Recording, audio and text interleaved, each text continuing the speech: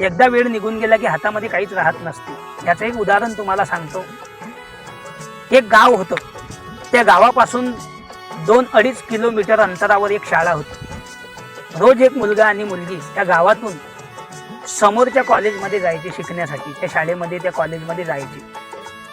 2 वर्ष सोबत गेले, सोबत डबा खाल्ला, सोबत बसले उठले, एकमेकांना जीव लावला, एकमेकांच्या भावना समजून घेतल्या. मुलाचं त्या मुलीवर प्रेम झालं आणि त्या मुलीचंही मुलावर प्रेम झालं. दोघांचं एकमेकावर खूप प्रेम झालं मित्रांनो. पण त्या मुलीनंही मुलाला सांगितलं नाही आणि मुलानंही मुलीला सांगितलं नाही. दिवसामागे दिवस निघून गेले. 2 वर्ष पूर्ण झाले. 2 वर्ष झाल्यावर दोघांचीही कॉलेज संपली. मुलगा काहीतरी जॉब करण्यासाठी गाव सोडून शहरामध्ये चालला गेला.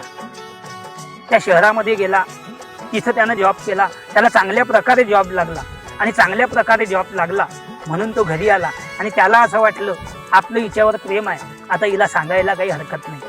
म्हणून तो मुलगा त्या मुलीच्या जवळ गेला आणि तिला सांगितलं, ज्या वेळेस आपण कॉलेजला होतो त्यावेळेसच माझं तुझ्यावर खूप प्रेम होतं, पण मी तुला हे कधी सांगितलं नाही. पण आज तुला सांगतो की माझं तुझ्यावर खूप प्रेम आहे आणि तुझ्यासोबत मला लग्न करायची इच्छा आहे.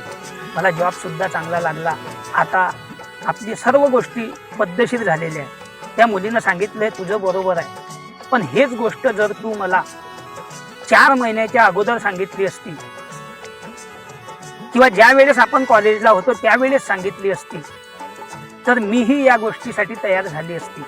कारण तू 2 वर्ष माझ्यासोबत राहिला, आपण सोबत शाळेत गेलो, सोबत डबा खाल्ला, मी तुला जीव लावला, तू मला सांभाळून घेतलं आणि 2 वर्षात तू कधी माझ्यासोबत कोणती गोष्ट चुकीची केली नाही, म्हणून मलाही तू आवडत होता.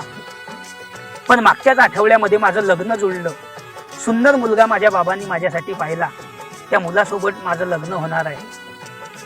पण अगोदर मी तुला सांगितलं असतं तर परिस्थिती गरिबीची होती म्हणून मी तुला सांगू शकलो नाही. त्या मुलीनं सांगितलं प्रेमाच्या समोर परिस्थिती नसते. तू जर मला तुझ्या मनातली गोष्ट सांगितली असती तर कसल्याही परिस्थितीमध्ये मी तुझ्यासोबत राहिली असती. कारण प्रेम हे प्रेम पाहत असते, प्रेम परिस्थिती पाहत नसते आणि ज्या ठिकाणी परिस्थिती पाहिल्या जाते त्या ठिकाणी प्रेम नसते. म्हणून मित्रांनो, हे ऐकल्यावर त्या मुलाच्या पायाखालची जमीन सरकली. त्यानं सांगितलं काहीतरी प्रयत्न करतो. त्या मुलीनं सांगितलं मी काहीच करू शकत नाही.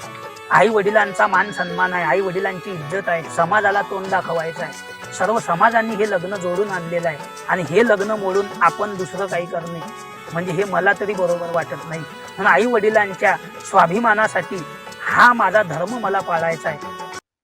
मित्रांनो, हे ऐकल्यावर तो मुलगा नाराज झाला. पुढचा महिनाही आला, त्या मुलीचं लग्नही झालं. ती मुलगी निघून गेली, तिच्या संसाराला लागली.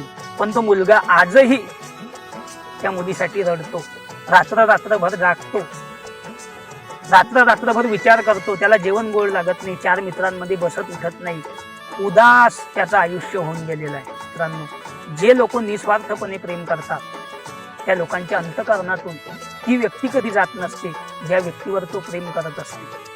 कारण आयुष्यामध्ये सर्व काही होऊ शकते. जगामध्ये धन दौलत संपत्ती पैसा तुम्ही काहीही कमवू शकता, पण एकदा तुमच्या हातातून गेलेलं तुमचं प्रेम तुम्ही कधीच वापस आणू शकत नाही. म्हणून जर तुमचं एखाद्यावर प्रेम असेल तर अंतःकरणापासून त्याला सांगा, प्रेम तुमचं त्याच्यासमोर व्यक्त करा. त्याच्या अंतःकरणामध्ये जर तुमच्याबद्दल काही जागा असली तर तो हो म्हणेल, नाहीतर तुम्हाला नाही म्हणेल. पण तुम्ही जर वेळेवर बोलसान नाही आणि एकदा वेळ निघून गेल्यावर मग काही दिवसांनी तुम्हाला जर ही गोष्ट माहीत पडली की त्याचंही आपल्यावर प्रेम होतं आणि आपलंही याच्यावर प्रेम होतं तर पश्चातापाशिवाय मित्रांनो हातामध्ये काहीच उरत नसते. म्हणून वेळ आहे त्या वेळेवरच कोण्याही गोष्टीची किंमत करायला शिका. आयुष्यभर कोणासाठी तरफडत बसू नका.